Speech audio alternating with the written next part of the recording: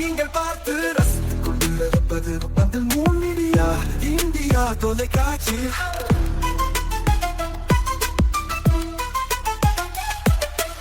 நீங்கள் பார்த்து ரசித்துக் கொண்டிருப்பது உங்கள் மீடியா இந்தியா தொலைக்காட்சி.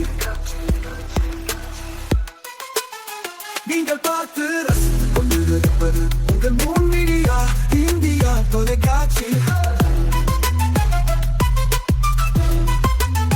நீங்கள் பார்த்து ரசித்துக் கொண்டிருப்பது உங்கள் மீடியா இந்தியா தொலைக்காட்சி.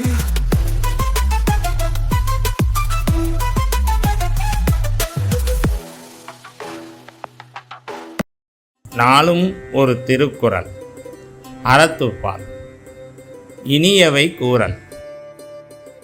முகத்தான் அமர்ந்து இனிது நோக்கி அகத்தானாம் இன்சொலனதே அறம். விளக்கம். முகத்தால் விரும்பி இனிமையுடன் நோக்கி உள்ளம் கலந்து இன்சொற்களை கூறும் தன்மையில் உள்ளதே அறமாகும்.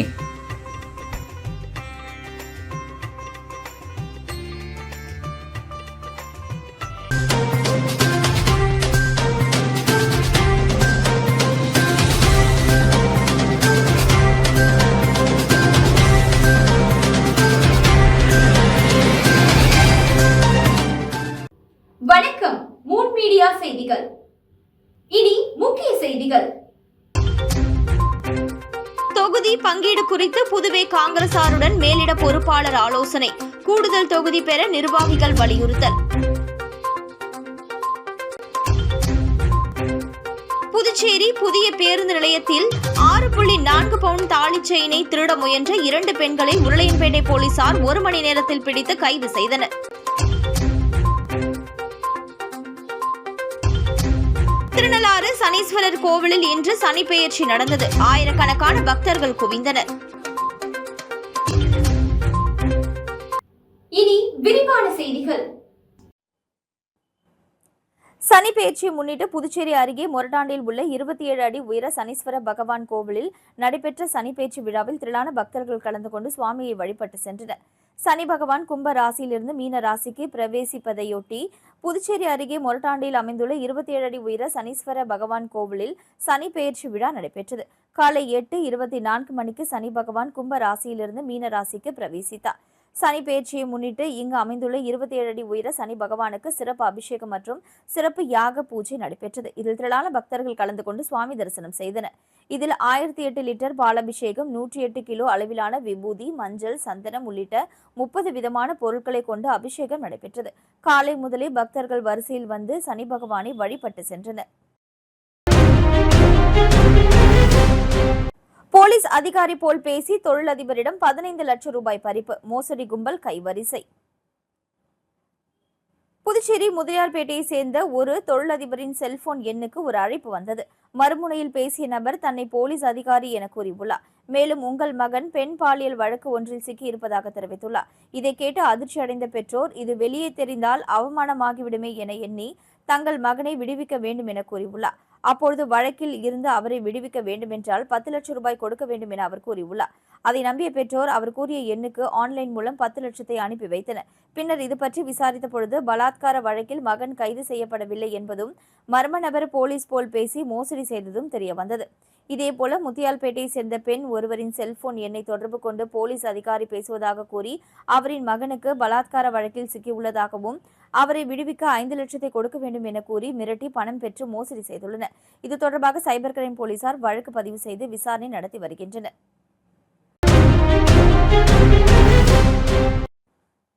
புதுச்சேரி புதிய பேருந்து நிலையத்தில் 6.4 பவுண்ட் தாலி செயினை திருட முயன்ற 2 பெண்களை உருளையன்பேட்டை போலீசார் 1 மணி நேரத்தில் பிடித்து கைது செய்தனர். புதுச்சேரி புதிய பேருந்து நிலையத்தில் அரசு ஊழியரிடம் 6.4 பவுண்ட் தாலி செயினை பறித்து பேருந்தில் தப்பிய 2 பெண்களை உருளையன்பேட்டை போலீசார் 1 மணி நேரத்தில் கைது செய்தனர். விழுப்புரம் மாவட்டம் ஐயூர் அகரம் பகுதியைச் சேர்ந்தவர் சித்ரா. இவர் மயிலாடுதுறையில் சமூக நலத்துறையில் மேற்பார்வையாளராக பணியாற்றி வருகிறார். நேற்று முன்தினம் மாலை புதுச்சேரி புதிய பேருந்து நிலையம் வந்த இவர் இங்குள்ள கழிவறைக்கு சென்றுள்ளார். அப்பொழுது அவரை பின்தொடர்ந்த 2 பெண்கள் சித்ரா அணிந்திருந்த தங்கச் செயினை பறிக்க முயன்றனர். அவர் தடுக்கவே கொலை மிரட்டல் விடுத்த 2 பெண்களும் சித்ரா அணிந்திருந்த 6.4 பவுன் தங்கச் செயினை பறித்ததோடு அவரை கழிவறையில் கீழே தள்ளிவிட்டு அங்கு தயாராக நின்றிருந்த கடலூர் செல்லும் தனியார் பேருந்தில் ஏறி தப்பிச் சென்றனர். இதனால் அதிர்ச்சியடைந்த சித்ரா உடனே அங்குள்ள புறக்காவல் நிலையத்தில் நடந்த சம்பவத்தை தெரிவித்தார். தொடர்ந்து உருளையன்பேட்டை போலீசார் அங்கு விரைந்து சிசிடிவி காட்சிகளை பார்வையிட்டு நகை பறிப்பில் ஈடுபட்ட பெண்கள் யார் என்பதை அடையாளம் கண்டனர். அவர்கள் சென்ற பேருந்து நடத்துனரிடம் செல்போனுக்கு உடனே தொடர்பு கொண்டு பேருந்தை கிருமாம்பாக்கம் காவல் நிலையம் எதிரே நிறுத்துமாறு கூறினர். மேலும் இது பற்றி கிருமாம்பாக்கம் போலீசாருக்கு தகவல் தெரிவிக்கவே அவர்களும் தயாராக சோதனையில் ஈடுபட்டு தனியார் பேருந்து நிறுத்தினர். இதனிடையே அங்கு விரைந்து வந்த உருளையன்பேட்டை இன்ஸ்பெக்டர் கார்த்திகேயன் தலைமையிலான போலீசார் பேருந்தில் இருந்து 2 பெண்களையும் பிடித்து உருளையன்பேட்டை காவல் நிலையம் அழைத்து வந்து அதிரடியாக விசாரித்தனர். விசாரணையில் அவர்கள் கடலூர் மாவட்டத்தை சேர்ந்தவர் நித்யா மற்றும் தூத்துக்குடி மாவட்டம் திருச்செந்தூரை சேர்ந்த அபி என்கிற அபிநயா என்பதும், சென்னையில் தற்பொழுது செல்போன் கடை ஒன்றில் பணிபுரியும் இவரும் கடலூரில் நடைபெற்ற மாசி மகத்தை காண கடலூர் வந்ததும் தெரியவந்தது. பின்னர் செலவுக்கு கையில் பணம் இல்லாததால் திருட்டு சம்பவத்தில் ஈடுபட முடிவு செய்து இருவரும் அங்கு திருட்டு சம்பவத்தில் ஈடுபட முயன்றதும் அது தோல்வியடையவே இருவரும் அங்கிருந்து கிளம்பி புதுச்சேரி பேருந்து நிலையம் வந்தனர். பின்னர் பேருந்து நிலையத்தை சுற்றி பார்த்த பிறகு இருவரும் பெண் கழிவறைக்கு சென்றபொழுது அங்கு வந்த சித்ரா என்பவரிடம் நகை பறிப்பில் ஈடுபட்டு சிக்கியது தெரியவந்தது.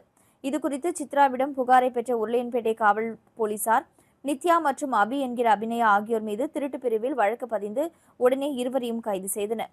பின்னர் அவர் பறித்து சென்ற 9,50,000 ரூபாய் மதிப்பிலான நகையையும் பறிமுதல் செய்தனர். தொடர்ந்து 2 பேரையும் நேற்று புதுச்சேரி நீதிமன்றத்தில் ஆஜர்படுத்தி போலீசார் அவர்களை காலாப்பட்டு சிறையில் அடைத்தனர். 1 மணி நேரத்தில் சிறப்பாக செயல்பட்டு குற்றவாளிகளை பிடித்த உருளையன்பேட்டை போலீசாரை எஸ்பி ஸ்ருதி பாராட்டினார்.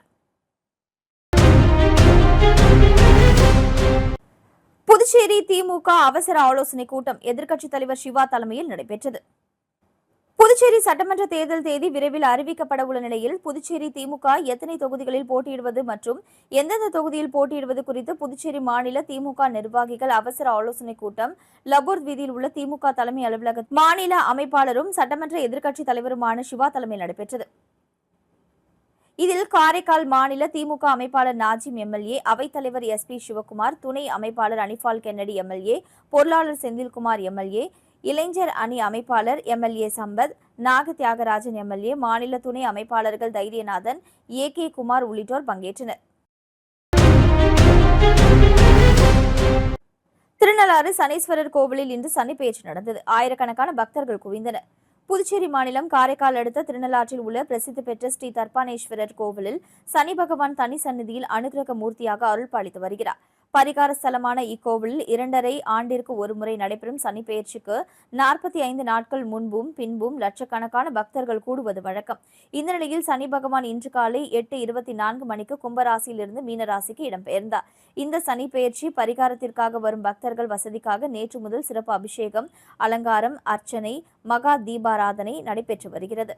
விழாவில் துணைநிலை ஆளுநர் கைலாஷ்நாதன், தர்ம ஆதீன மாசிலாமணி தேசிக ஞானசம்பந்த பரமாச்சாரிய சுவாமிகள், சட்டமன்ற உறுப்பினர்கள் சாய்ஜே சரவணகுமார், ஏ.கே.டி. ஆறுமுகம், கே.எஸ்.பி. ரமேஷ், ஜி.என்.எஸ். ராஜசேகரன், காரைக்கால் மாவட்ட ஆட்சியர் இஷிதா, காவல்துறை துணை இயக்குநர் சத்யசுந்தரம், முதுநிலை காவல் கண்காணிப்பாளர் லட்சுமி சௌஜன்யா உள்ளிட்ட பல்லாயிரக்கணக்கான பக்தர்கள் பங்கேற்று சுவாமி தரிசனம் செய்தனர். மேலும் நாடு முழுவதிலும் காலை முதல் இருந்தே பக்தர்கள் குவிந்து வருகின்றனர். பக்தர்கள் கூட்ட நெரிசலின்றி சுவாமி தரிசனம் செய்திடவும் மாற்றுத்திறனாளிகளுக்கு சிறப்பு ஏற்பாடுகளும் செய்யப்பட்டுள்ளன. சிறப்பு பேருந்து வசதிகளும் செய்யப்பட்டுள்ளன. நலன்குளத்தில் நீராடும் பக்தர்கள் சுற்றுச்சூழலை பாதுகாத்திடும் பொருட்டு சோப்பு, ஷாம்பு போன்றவைகளை தவிர்க்க மாவட்ட நிர்வாகம் அறிவுறுத்தி வருகிறது. சிறுமி பலாத்கார வழக்கில் பெயிண்டருக்கு 20 ஆண்டுகள் சிறை, போக்சோ நீதிமன்றம் தீர்ப்பு. சிறுமியை பாலியல் பலாத்காரம் செய்த வழக்கில் பெயிண்டருக்கு 20 ஆண்டுகள் கடுங்காவல் சிறை தண்டனை விதித்து புதுச்சேரி போக்சோ விரைவு நீதிமன்றம் தீர்ப்பு வழங்கியது. புதுச்சேரி கருவடிக்குப்பத்தை சேர்ந்த ஸ்ரீனிவாசன் என்பவர் பெயிண்டராக பணிபுரிந்து வந்தார். கடந்த 2024ஆம் ஆண்டு அதே பகுதியில் வசிக்கும் 14 வயது சிறுமியின் வீட்டிற்கு புகுந்து பாலியல் பலாத்காரம் செய்ததாக குற்றச்சாட்டு எழுந்தது. இதுகுறித்து லாஸ்பேட்டை போலீசார் வழக்கு பதிவு செய்து சீனிவாசனை கைது செய்து விசாரணை நடத்தினர். இந்த வழக்கு புதுச்சேரி போக்சோ விரைவு நீதிமன்றத்தில் நீதிபதி சுமதி முன்னிலையில் விசாரணைக்கு வந்தது. வழக்கின் விசாரணை முடிவடைந்ததை தொடர்ந்து நீதிபதி தீர்ப்பு வழங்கினார். அதில் குற்றம் நிரூபிக்கப்பட்டதால் ஸ்ரீனிவாசனுக்கு 20 ஆண்டுகள் கடுங்காவல் சிறை தண்டனையும் 10,000 ரூபாய் அபராதமும் விதிக்கப்பட்டது. மேலும் பாதிக்கப்பட்ட சிறுமிக்கு அரசு சார்பில் 4 லட்சம் ரூபாய் இழப்பீடு வழங்கவும் நீதிமன்றம் உத்தரவிட்டது.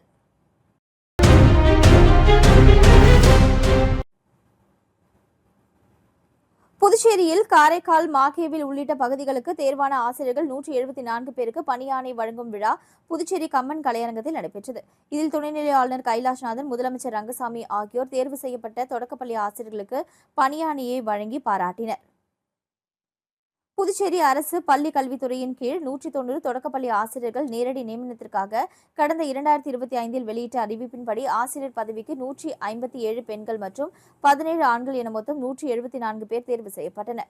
புதுச்சேரியில் காரைக்கால், மாகேவில் உள்ளிட்ட பகுதிகளுக்கு தேர்வான 174 பேருக்கு பணியாணை வழங்கும் விழா புதுச்சேரி கம்மன் கலையரங்கத்தில் நடைபெற்றது. நிகழ்ச்சிக்கு சிறப்பு விருந்தினர்களாக கலந்து கொண்ட துணைநிலை ஆளுநர் கைலாஷ்நாதன், முதலமைச்சர் ரங்கசாமி ஆகியோர் தேர்வு செய்யப்பட்ட தொடக்கப்பள்ளி ஆசிரியர்களுக்கு பணியாணை வழங்கி பாராட்டினர். விழாவில் சபாநாயகர் செல்வம், கல்வித்துறை அமைச்சர் நமச்சிவாயம், துறை இயக்குநர் மற்றும் அதிகாரிகள் கலந்து கொண்டனர். நிகழ்ச்சியில் பேசிய துணைநிலை ஆளுநர் கைலாஷ்நாதன், சமுதாய வளர்ச்சிக்கு கல்விதான் ஆதாரம். நம்மை சுற்றி இருக்கும் எல்லா வளர்ச்சிக்கும் அடிப்படை கல்விதான். கல்வி பயணத்தில் முதல் படிக்கட்டு ஆரம்ப கல்வி. ஒரு குழந்தை எழுத்தறிவு மற்றும் இல்லாமல் சிந்திக்கவும், கேள்வி கேட்கவும், தன்னம்பிக்கையுடன் பேசவும் கற்றுக்கொள்வது ஆரம்ப கல்வி காலத்தில்தான். இந்த ஆரம்ப கல்வி நிலையத்தில் உருவாகும் பழக்க வழக்கம், ஒழுக்கம், மதிப்பு, சிந்திக்கும் ஆற்றல், எண்ணங்கள் இவைதான் அவர்களின் முழு வாழ்க்கை பயணத்தை வடிவமைக்கிறது. ஆகவே ஆரம்ப கல்வி ஆசிரியர்களின் பங்கு மிக முக்கியமானது. புதுச்சேரி தொடக்க கல்வியை வலுப்படுத்தும் விதமாக தற்பொழுது ஆசிரியர்களாக தேர்வு செய்யப்பட்டவர்களில் 174 பேரில் 154 பேர் பெண்கள் உள்ளனர். இது சமுதாய பொருளாதார முன்னேற்றத்தை, கல்விக் கொள்கையின் வளர்ச்சியில் பெண்களின் பங்களிப்பை வலுப்படுத்துவதை காட்டுகிறது என தெரிவித்தார். அதன்பின் பேசிய முதலமைச்சர் ரங்கசாமி, அரசு பள்ளிகளில் ஆசிரியர் பற்றாக்குறை என்ற நிலை இப்பொழுது மாற்றப்பட்டுள்ளது. சொல்ல முடியாத அளவிற்கு ஆசிரியர்கள் நியமிக்கப்பட்டுள்ளனர். ஆகவே பெற்றோர் மகிழ்ச்சியோடு தங்கள் பிள்ளைகளை அரசு பள்ளிகளில் சேர்க்க வேண்டும். வசதியானவர்கள் எங்கு வேண்டுமானாலும் பிள்ளைகளை சேர்க்கலாம். சாதாரண நிலையில் உள்ளவர்கள், கூலி தொழிலாளி பிள்ளைகள் எங்கு படிக்க முடியும்? அரசு பள்ளிகள் நன்றாக இருந்தால்தான் அங்கு சேர்க்க முடியும். அப்படிப்பட்ட நல்ல பள்ளிகளை உருவாக்கி கொடுப்பதுதான் அரசின் கடமை.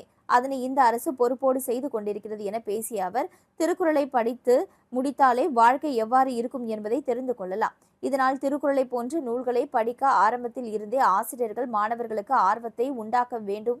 அரசு பள்ளிக்கு படிக்க வரும் பிள்ளைகளுக்கு பொறுப்போடும் ஆர்வத்தோடும் கல்வி கற்றுத்தர வேண்டும். அப்படி இருந்தால் அரசு பள்ளிகளும் அரசுக்கும் பெருமை உயரும் என்று இவ்வாறு அவர் பேசினார்.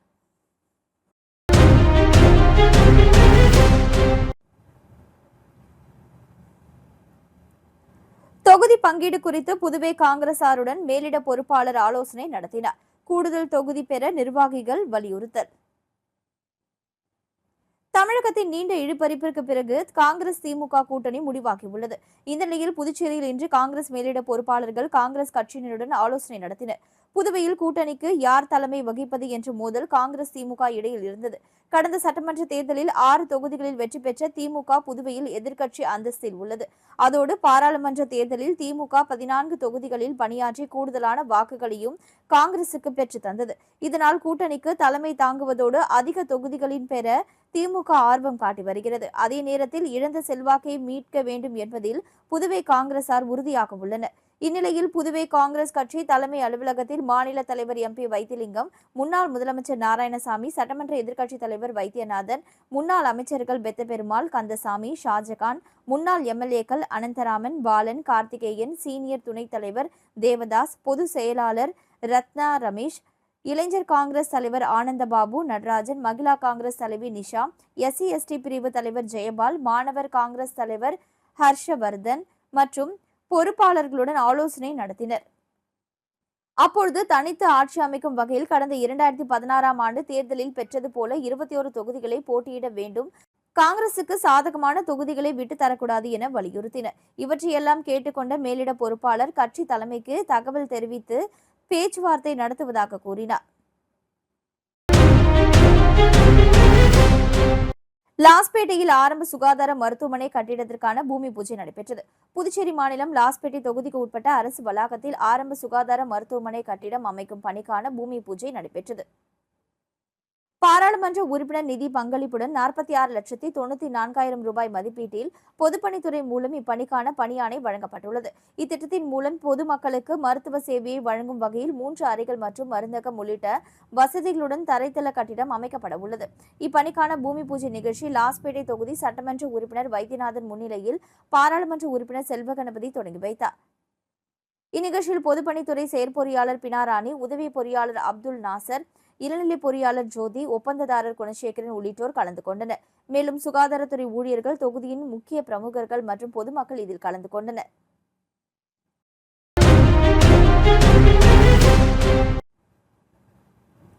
உருளையன்பேட்டை தொகுதியைச் சேர்ந்த 2 அரசு பள்ளிகளை சீர் செய்து புதுப்பொலிவுடன் மாற்றும் பணியை நேரு எம்எல்ஏ தொடங்கி வைத்தார்.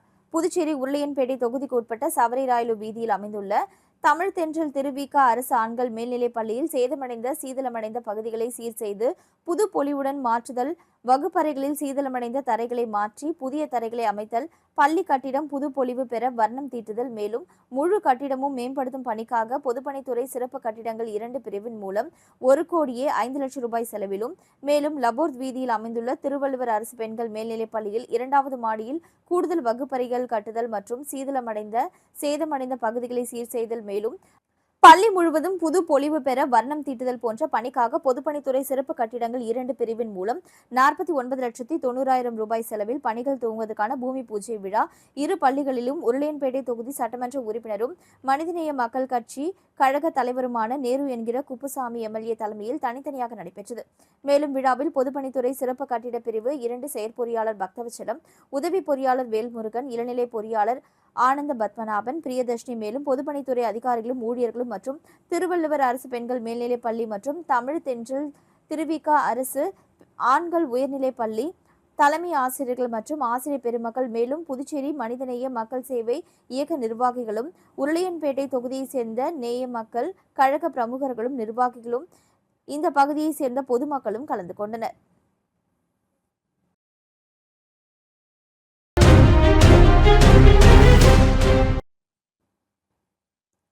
அரியாங்குப்பம் தொகுதியில் உள்ள பல்வேறு கோவில்களுக்கு புனரமைப்பதற்கு 1 லட்சம் ரூபாயை அதிமுக பொருளாளர் ரவி பாண்டுரங்கன் வழங்கினார்.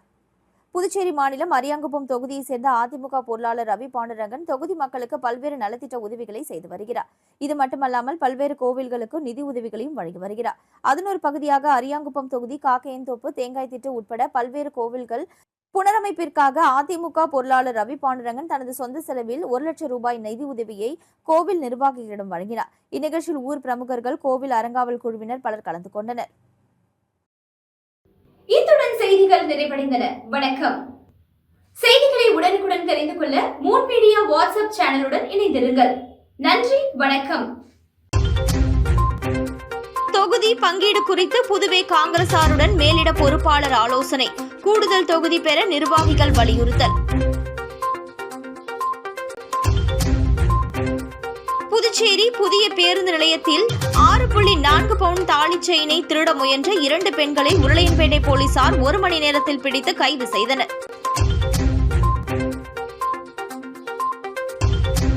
திருநள்ளாறு சனீஸ்வரர் கோவிலில் இன்று சனிப்பெயர்ச்சி நடந்தது. ஆயிரக்கணக்கான பக்தர்கள் குவிந்தனர். இத்துடன் செய்திகள் நிறைவடைந்தன. வணக்கம். செய்திகளை உடனுக்குடன் தெரிந்து கொள்ள மூன் மீடியா வாட்ஸ்அப் சேனலுடன் இணைந்திருங்கள். நன்றி, வணக்கம்.